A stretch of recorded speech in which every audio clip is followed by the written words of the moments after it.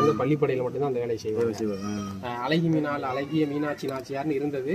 பின்னாடி மருவி அழகிய மீனாலா மாறி இப்ப எல்லாரும் குலசாமி எல்லாரும் கும்பிடுற மாதிரி ஒரு காலகட்டத்துக்கு அப்புறம் வந்து அது கிராமத்துல இருந்து எல்லாரும் வணங்குற மாதிரி ஒரு பொதுவான தெய்வமாகி அவங்களுடைய எல்லாருக்கும் அருள் பாலிச்சனால இப்ப பொது தெய்வமாகி எல்லாரும் சாமி கும்பிட்டு இருக்காங்க. இது சத்திரம் கட்டும் போது தோண்டப்பட்ட ஊரணி தான் இந்த ஊரணி.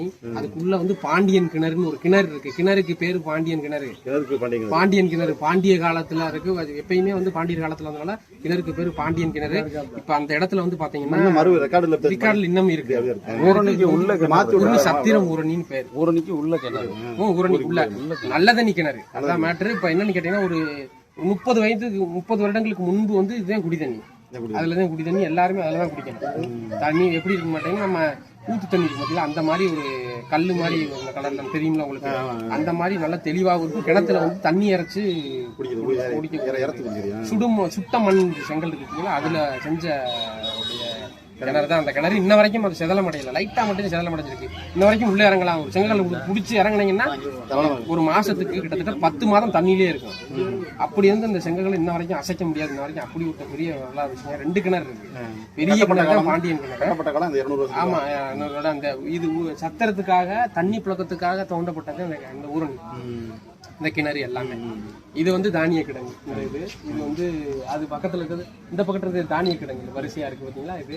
இது வந்து சத்திர வணங்கி வணங்கி இங்க இருந்து இது பண்ணக்கூடிய விஷயம் வந்து அந்த அவனப்படுத்துற மாதிரி எதுவும் கிடையாது. உள்ள வந்து ஐம்பொன் விநாயகர், ஐம்பொன்ல கிட்டத்தட்ட நீதி தேவதை, கிட்டத்தட்ட ஒரு 5 கோடி ரூபாய்க்கு மதிப்புள்ள நிறைய ஐம்பொன் சிலைகள்லாம் இருக்கு. அது ஒரு சிலைகள் தான். ஒரு சிலை காணாமல் கம்ப்ளைண்ட் பண்ணி புதுசா இருக்கிற கிளப்பாங்க நம்ம நிலைக்கு வந்துட்டாங்க கவர்மெண்ட்ல. அது சொல்றது அருங்காட்சியகப்படுத்துறதுக்கு 10 வருடங்களுக்கு முன்னாடி கேட்ட இன்ன வரைக்கும் அருங்காட்சியகப்படுத்துறாங்க. இந்த மாதிரி இருக்கிறதுனால 10 முறை மணி போட்டிருக்கு. 20 தடவை விசாரணை இருக்கு. 13 தடவை வந்து அளந்திருக்காங்க. 5 தடவை தொல்லியல் துறையினால அதை வந்து கண்டெடுக்கப்பட்டிருக்கு. அது உள்ள கல்வெட்டு இருக்கு. பாண்டிய மன்னனுடைய கல்வெட்டு உள்ள இருக்கு. அந்த கல்வெட்டு இருக்கு. அங்கே ஒரு கல்வெட்டு இருக்கு. அந்த கல்வெட்டோட காப்பிலாம் என்கிட்ட இருக்கு. எதுக்காக இந்த எதுக்காக போனா இந்த சைடுல பூரா கல்வெட்டு இருக்கு. பாண்டிய மன்னர் எப்ப இருந்து பண்ணாங்க, மாரவன் சுந்தர பாண்டியன், அங்க பள்ளிப்படம் அங்க இருக்கு, திருச்சுழி, இது இந்த கல்வெட்டினுடைய பதிப்பு மாதிரி இதுல எல்லாம் இருக்கு. கண்ணு அங்க இருந்து எடுத்துருந்தாமா. இங்க இருந்து ஒரு கிலோமீட்டர் இருக்கும் சிவன் கோயில். இதுக்கு அழகிய மீனாட்சி நாச்சியானா இதுக்கு பின்னாடி ஊரணி, இதுதான் சத்திரம் ஊரணி.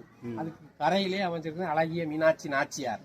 அந்த வளைவுல இருக்கிற ஆர்ச்சி போட்டிருக்க கோயில் இங்கே இதுல போனீங்கன்னா இந்த இருக்கு. இதுல பாத்தீங்கன்னா தெரியும். அது அழகி மீனாட்சி